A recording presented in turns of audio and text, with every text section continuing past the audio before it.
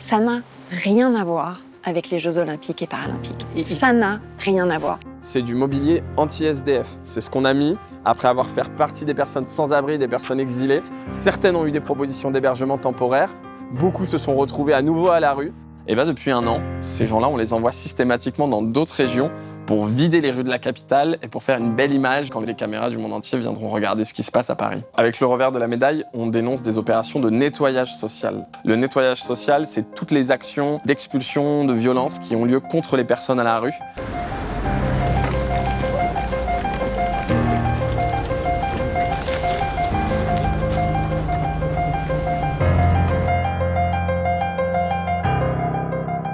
Je m'appelle Paul Allozy, j'ai un peu une triple casquette. Je suis salarié à Médecins du Monde Paris, donc je coordonne la mission qui intervient auprès des personnes exilées à Paris et en Île-de-France sur les campements et les squats.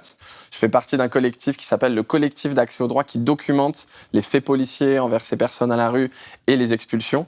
Et ces deux assos, elles font partie d'une campagne interassociative qui s'appelle le revers de la médaille et qui essaye de prévenir et de dénoncer des effets néfastes des Jeux Olympiques sur les personnes à la rue et sur les solidarités.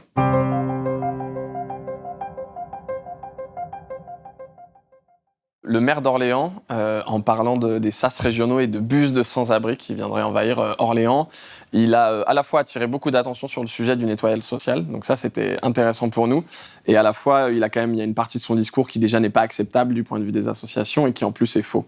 Donc ce qui est vrai dans son discours, c'est que la France, elle va marquer l'histoire internationale des Jeux Olympiques en étant un pays qui a créé un système de délocalisation d'une partie des personnes à la rue de Paris vers d'autres régions.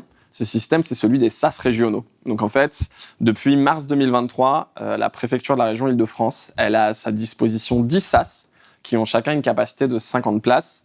Et donc, dès qu'il y a une évacuation de campement ou d'un squat de personnes exilées, et on parle bien des personnes exilées qui, oui, sont sans abri, mais c'est des personnes qui sont demandeuses d'asile, c'est des personnes qui sont réfugiées, voilà, qui sont arrivées en France depuis un autre pays et qui demandent la protection de la France. Et bien, depuis un an, ces gens-là, on les envoie systématiquement dans d'autres régions pour vider les rues de la capitale et pour faire une belle image sur la photo à l'international quand les touristes du monde entier et les caméras du monde entier viendront regarder ce qui se passe à Paris. L'envoi de personnes sans domicile vers les sas régionaux, dont celui d'Orléans, est une réalité. C'est un dispositif qui est mis en place par l'État. Nous qui accompagnons ces personnes au quotidien, en fait, on n'est pas prévenus. Donc les policiers arrivent, démantèlent un camp au petit matin et puis disent aux gens de monter dans les bus. Et puis les gens ne savent pas toujours très bien où ils vont aller, c'est-à-dire qu'ils ne sont pas toujours informés. Et donc nous, on demande à ce qu'il y ait un consentement éclairé des personnes pour partir en région. Donc le maire d'Orléans, en piquant son cri d'alerte, il a permis d'attirer l'attention. Après, par contre, il est dans un discours que nous, on n'approuve pas du tout. C'est celui de faire l'amalgame. Toutes les personnes à la rue seraient potentiellement des délinquants, potentiellement des personnes consommatrices de drogue. Nous, la seule chose qui nous intéresse, c'est leur dignité, c'est leur santé, évidemment. Il faut bien comprendre que nous, on veut pas que les gens restent à la rue. Et d'ailleurs, la plupart des gens à la rue ne veulent pas y rester. Évidemment, on veut que les gens aient des solutions d'hébergement qui sont dignes, pérennes et inconditionnelles. Ce qu'on dénonce aujourd'hui, c'est les modalités en fait de ces expulsions et des opérations que les autorités appellent de mise à l'abri, mais qui souvent en fait sont temporaires, ou alors qui consistent à envoyer les gens loin de Paris et en fait loin des yeux et loin des jeux pour qu'on arrête de les voir. Et donc en fait, nous, si on répartit l'effort d'accueil dans tout le pays, comme on l'a fait pour les personnes venues d'Ukraine et qui fuient la guerre, eh ben c'est formidable parce que les élus locaux sont prévenus, ça évite des sorties comme celle du maire d'Orléans. Les assos et les professionnels sur place et à Paris sont prévenus et concernés, et toute la population est dans un effort de solidarité nationale. Par contre, aujourd'hui, ce qu'on a, c'est un système qui, quand les gens montent dans les bus, à peu près 40% d'entre elles vont avoir une solution dans la région d'accueil, et toutes les autres, elles vont rejoindre le 115, c'est l'hébergement d'urgence, dans des lieux qui n'ont pas plus de moyens pour les accueillir. Donc en fait, si c'est pour répartir l'accueil, nous on est pour, on veut que ce soit bien fait, et c'est vrai que la région Île-de-France ne peut pas tout porter pour le pays. Par contre, si c'est juste pour cacher la misère sous le tapis et envoyer les gens dans des régions où ils ont moins de communautés, moins de possibilités de travail, d'associations, de réseaux de solidarité, c'est un vrai problème. Je vous donne un petit exemple, mais le 6 février, j'étais en dessous du pont Charles de Gaulle à une opération d'évacuation. Un des premiers gars à qui j'ai parlé, c'est un réfugié éthiopien, et il me disait « oui, moi je dors dehors ». Par contre, je travaille au restaurant Quick à côté. Donc là, j'ai mon boulot qui commence à 9h et on me propose d'aller à Strasbourg. Si je pars à Strasbourg, je perds mon travail. Et moi, en tant qu'étranger, même avec des papiers et en tant que sans-abri, c'est hyper compliqué de garder un travail. Donc je veux pas le perdre et c'est pour ça que je refuse d'aller dans une autre région. Avec le revers de la médaille, on dénonce des opérations de nettoyage social. On nous a dit « Ouh là là, le terme est un peu fort ». En fait, non, on pense qu'il est approprié et que parfois, c'est juste un doux euphémisme. Le nettoyage social, c'est toutes les actions d'expulsion, de violence qui ont lieu contre les personnes à la rue. Et ces personnes à la rue, c'est des personnes identifiées comme Roms qui sont dans des bidonvilles ou dans des habitats précaires. C'est les travailleurs et travailleuses du sexe. C'est les personnes usagères de drogue, les personnes exilées ou les sans-abri que vous pouvez voir faire la manche dans les rues de Paris. Toutes ces personnes-là, et ça il faut le comprendre, c'est gravé dans l'ADN de chaque occurrence des Jeux Olympiques ou des méga événements sportifs. Quand une ville haute s'apprête à accueillir le monde, en fait, elle veut dégager de ses rues tous les éléments qui ne feraient pas bien sur la photo, tous les éléments considérés comme indésirables. Tous les gens que je viens de citer, qui ont besoin de la rue, soit comme espace vital parce que malheureusement ils y survivent, soit parce que c'est un lieu où ils vont avoir des moyens de subsistance ou dans lequel ils vont rester, toutes ces personnes-là, on va les faire partir. Donc c'est ça, c'est ces effets-là de repoussement de ces personnes hors de la ville qu'on appelle le nettoyage social.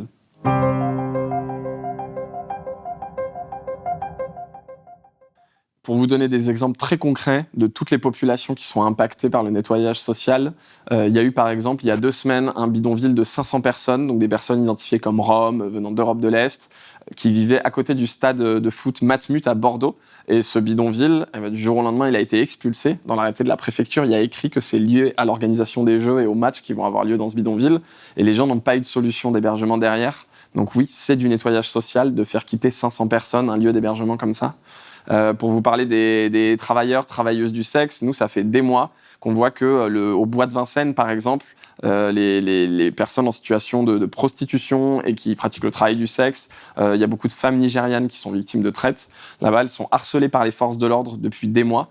On a eu une journaliste qui a obtenu de la préfecture les chiffres. Depuis le mois de juin, il y a en moyenne 22 opérations de contrôle par mois au Bois de Vincennes qui ont résulté sur 37 OQTF, donc c'est des obligations de quitter le territoire français, ce qui fait qu'en fait ces femmes, elles deviennent d'abord coupables et délinquantes avant d'être des étrangères, avant d'être des personnes qui devraient, quand elles sont victimes de traite, protégées par la loi de 2016.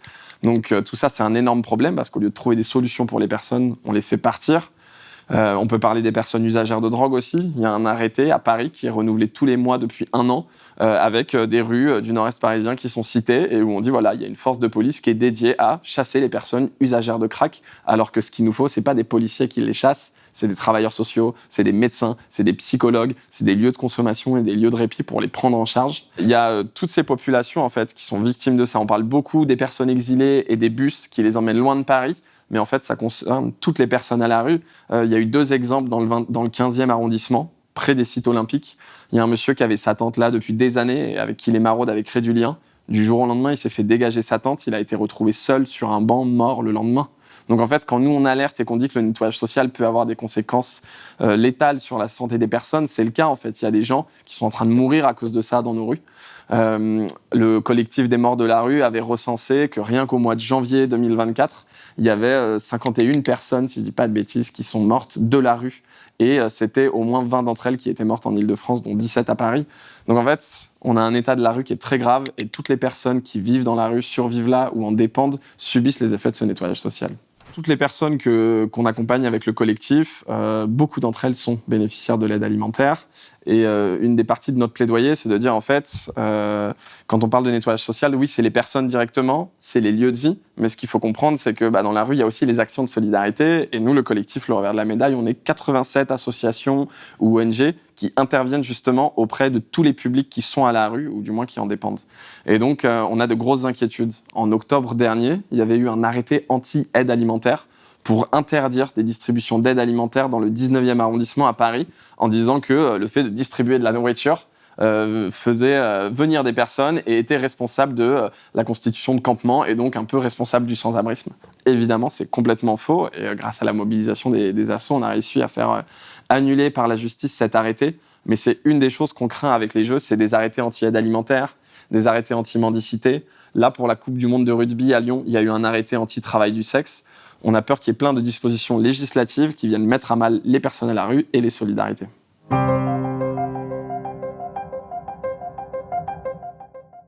Ce qu'il faut bien avoir en tête, c'est qu'évidemment, toutes ces opérations que nous, on qualifie de maltraitantes envers les personnes à la rue, elles ne sont pas nouvelles. Nous, on les documente depuis 2015 dans la région parisienne avec ces campements qui se forment et ces bus qui viennent. Il faut comprendre qu'on est dans un contexte aussi en France où le nombre de sans-abri a doublé en 10 ans. Donc on a des politiques en fait qui viennent créer du sans-abrisme. La loi Darmanin, en excluant des personnes étrangères de l'hébergement d'urgence, ça va créer du sans-abrisme. La loi Kasbarian, en venant criminaliser les gens qui essayent d'occuper des bâtiments pour se sortir de la rue, ça va créer du sans-abrisme également. Et en fait, les Jeux Olympiques sont venus sur cette situation-là, française, contre laquelle nous, les assos, on est déjà engagés depuis longtemps.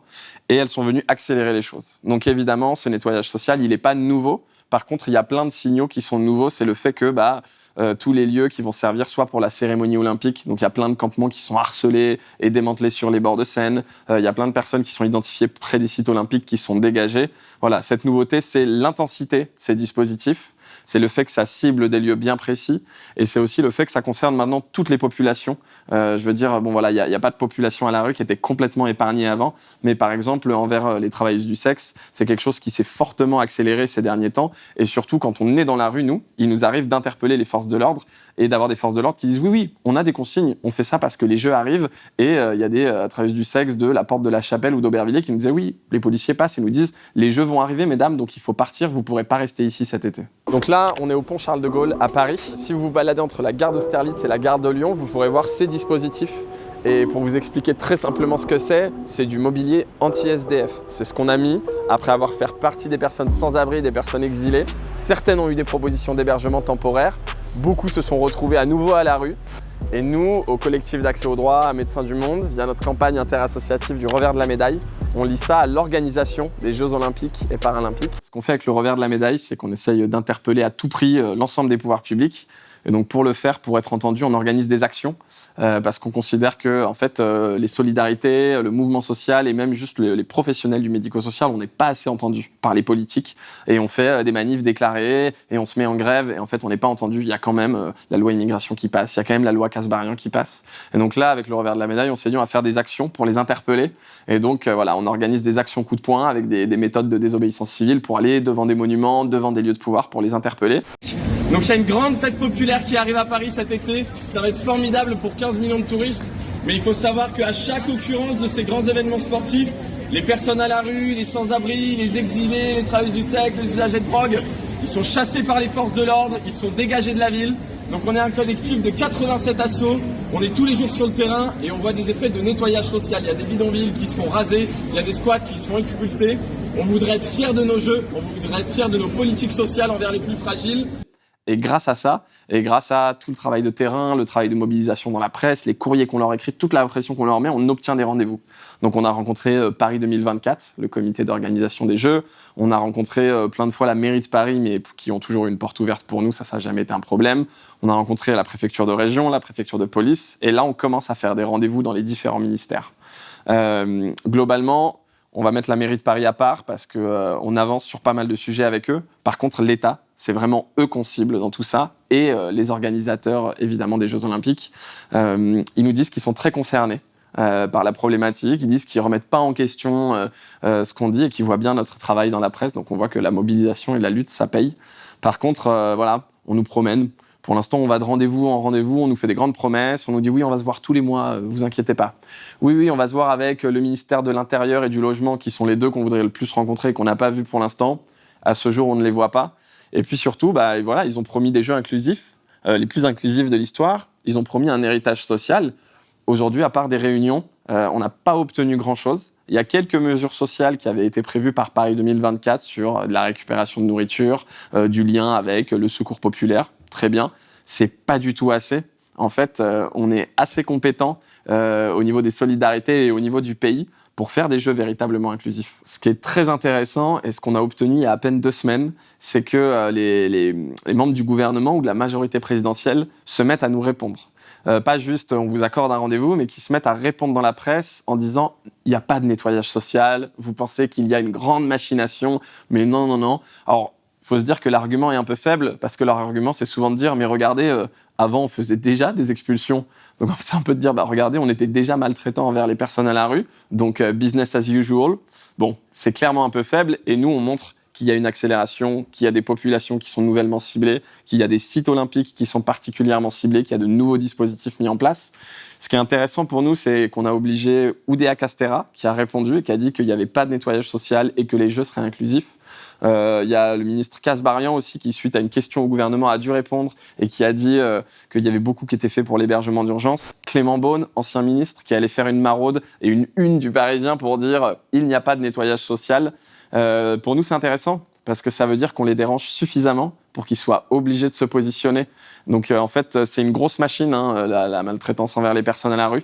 Nous, on n'a pas vocation à tout faire exploser et à tout stopper. Par contre, l'idée, c'est de ralentir la machine et c'est de leur dire que nous, on est suffisamment présents pour ne pas les laisser faire ce qu'ils veulent et pour montrer au monde entier que oui, la France, elle a des politiques qui sont pas acceptables avec l'organisation des Jeux Olympiques. Je veux redire sur cette question qui est sensible, qui est difficile, qui est délicate de l'hébergement d'urgence, que des décisions de ce type-là, qui sont menées chaque semaine en France, parce que nous devons gérer la condition de ces différents migrants qui aujourd'hui sont en attente dans les procédures d'asile, ça n'a rien à voir avec les Jeux Olympiques et Paralympiques. Évidemment, Paris 2024 ne fait pas du tout exception. En fait, je le disais, mais c'est gravé dans l'ADN, vraiment, des méga événements sportifs et des Jeux Olympiques, toutes ces séquences d'exclusion sociale et de nettoyage social. Nous, très vite, on a été mis en lien avec des militants de Vancouver. Et donc, c'est un exemple que je maîtrise bien parce que j'y suis allé il y a quelques mois. Et j'y ai rencontré, par exemple, Dave, qui est une personne qui est maintenant un militant d'une association qui s'appelle VANDU, le Vancouver Network of Drug Users. Et Dave, en fait, il était à la rue au moment des JO en 2010. Et il me racontait ce qui s'est passé à Vancouver. C'est que pour les JO d'hiver, les autorités sont venues rencontrer les gens à la rue. Ils leur ont proposé des tickets de bus aller, pas retour, pour quitter la ville, en leur disant « Tiens, on te file 50-100 $ et tu pars ailleurs, loin de Vancouver, et tu ne reviens pas ». Pour ceux qui sont restés, il y a eu un acte législatif qui a été mis en place pour forcer des mises à l'abri. Donc, il y a des personnes qui étaient emmenées de force vers des foyers de sans-abri, loin évidemment des sites olympiques. Ils avaient déplacé les distributions d'aide alimentaire très loin des sites des Jeux. Et ceux qui restaient se prenaient des amendes. Donc en fait, les gens se prenaient des amendes pour traverser en dehors des clous des passages piétons, pour uriner dans la rue alors qu'il n'y a pas de toilettes qui sont mises en place pour les personnes qui sont dehors. Et après quelques amendes que eux ne pouvaient pas payer, ils se retrouvaient en prison. Donc en fait, ça c'est un exemple, c'est juste Vancouver en 2010. Mais on sait que c'est à Rio, il y a eu des favelas complets qui ont été rasés. On sait qu'au Japon, le chercheur Jules Boykoff, qui documente tous ces effets-là au niveau international, il a rencontré quelqu'un qui a été expulsé de sa maison pour les Jeux du Japon dans les années 60 et qui l'ont été à nouveau là après 2020. Donc en fait, vraiment, à chaque édition des Jeux, il y a ces épisodes-là qui évidemment s'adaptent à la situation de chaque pays. Et la France ne fait pas exception. On aurait bien voulu que ce soit le cas.